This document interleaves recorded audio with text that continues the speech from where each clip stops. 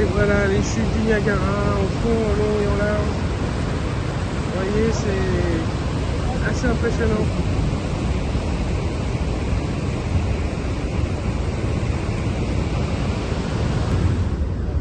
Donc comme j'ai expliqué tout à l'heure, les chutes du Niagara, c'est dans un environnement très urbanisé. On n'est pas du tout dans un site naturel ou dans un parc. On est à la frontière entre les États-Unis et le Canada.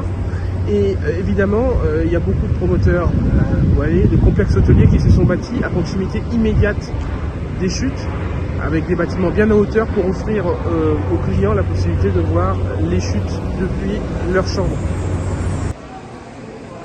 À l'intérieur du parc de Niagara Falls, un petit coin où on peut trouver des toilettes, des commerces. Et vous avez peut-être remarqué, il y a une communauté amish comme on voit dans les films. Voilà, les voilà. Et on trouve ça qu'aux États-Unis. Enfin, voilà, c'était marrant. À plus!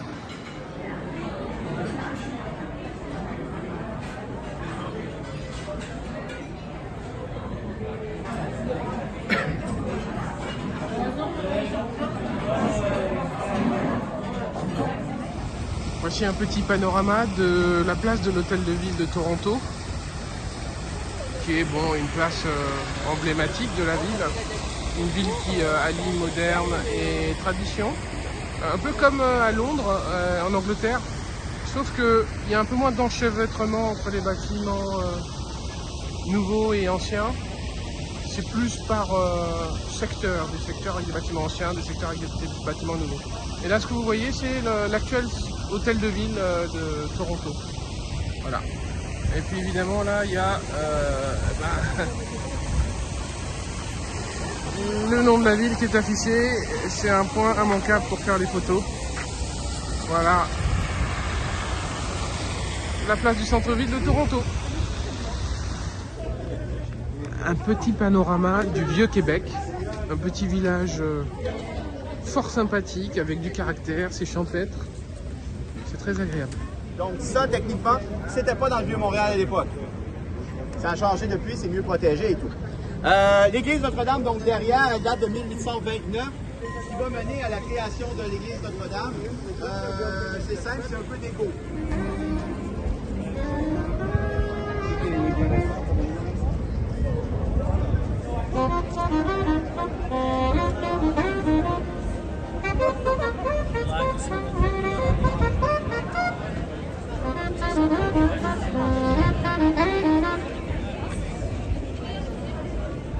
Et on continue dans l'originalité avec des voitures renversées qui font office de jardin.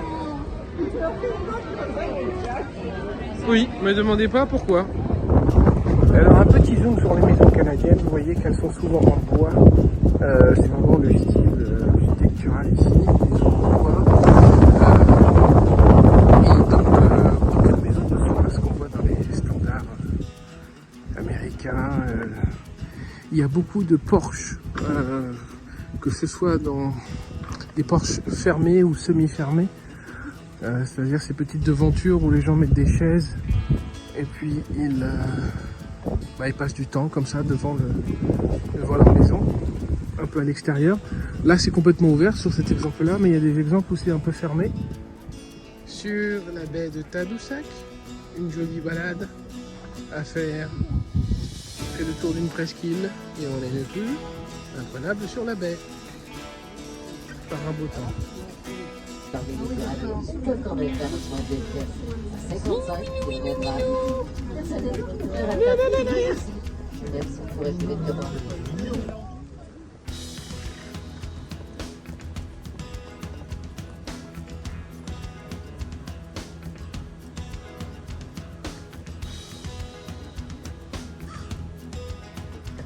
Une autre vidéo d'un moment de communion avec la nature. Une super luminosité sur ce petit lac que je ne saurais nommer au fur et à mesure de nos pérégrinations dans cet magnifique endroit. Voilà, c'est ça le Canada.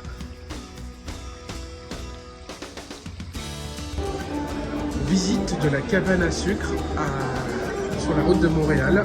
On nous promet une orgie au niveau de la bouffe, on va manger comme des gorées, comme si on n'avait pas déjà assez mangé. On se dirige vers nos tables. Je vous raconterai un peu plus tard ce qu'il en est. Ça a l'air à la bonne franquette, hein. Oh là là. Alors pour cette dernière journée, enfin pour ces 2 derniers jours, on va habiter un chalet. Donc il y a plusieurs chambres qui sont occupées par plusieurs personnes.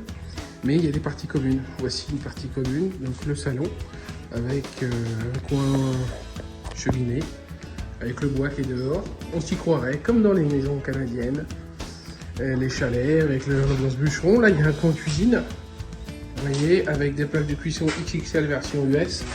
Puis un grand frigidaire, comme on sait les faire aux États-Unis. Le seul problème, c'est qu'évidemment, il est vidé. Voilà, on continue la visite. La visite se poursuit dehors. Donc, dehors, on a un petit jardin, voilà. Du bois pour l'hiver. Heureusement, il n'est pas encore là. Et puis, pour vous donner une idée de ce à quoi ressemble le chalet extérieurement, on va se reculer un peu et on va regarder. Et ça ressemble à ça. C'est pas mal. Voilà, donc tous les... Bonjour à tous. Et ben voilà, c'est la dernière étape de ce séjour au Canada. Dernière journée. On prend l'avion ce soir. Décollage depuis Montréal, arrivée demain en France. Donc je voulais terminer par cette vue sur le lac Blanc. Ils appellent ça le lac Blanc, qui est attenant à cette résidence, qui est une résidence de vacances avec des chalets. Vous l'avez vu, je vous ai fait quelques vidéos et photos sur le sujet. C'est très charmant, un cadre qui est idéal pour se reposer, déconnecté par rapport à l'ambiance de la ville et tout le stress qui est associé. Et puis aujourd'hui c'est une belle journée, donc c'est une raison supplémentaire pour faire cette petite vidéo. Donc un voyage, j'espère que vous avez apprécié les vidéos, les films et les images. C'est un voyage haut en couleurs qui est constitué d'une multitude de lacs, de forêts. Vous savez, le Canada, c'est une terre 10 millions de kilomètres carrés et une densité de 3 habitants au kilomètre carré, donc c'est 20 à 30 fois moins que la France. Donc c'est un pays qui est vide et qui est dominé par la nature. La nature, vous voyez cette verdure, mais aussi une vie animale qui est très dense, des ours, des renards, des coyotes, des écureuils de plusieurs sortes. J'en ai fait quelques vidéos. Et puis surtout une terre culturelle avec une population amérindienne au départ, l'arrivée des Européens, quelques guerres entre Français et Anglais, entre Anglais et Américains. Et au final, le Québec, c'est une terre multiculturelle, hein, puisqu'on parle plusieurs langues. On pense souvent au français et à l'anglais, mais il y a une multitude de dialectes qui sont hérités des tribus amérindiennes, qui sont largement utilisés, surtout dans le nord du Québec, qui est moins habité et dont les noms des villes et des villages est plus en rapport avec les dialectes amérindiens, avec des noms qui ne sont pas du tout à consonance, on va dire, occidentale. Donc c'est bon à savoir. Et puis ça a été l'occasion de partager avec un guide qui était très disponible, très à l'écoute et qui nous a fait partager les rites, la culture et les spécificités du modèle canadien. Donc c'était un voyage vraiment très immersif, très plaisant, très varié, de la ville, de la nature. Voilà, j'espère que ça vous a plu. Donc l'avion décolle ce soir, donc rendez-vous demain pour l'Europe. Peut-être qu'il y aura peut-être 1 ou 2 vidéos d'ici là, mais globalement ça clôture le voyage. Bonne journée à tous!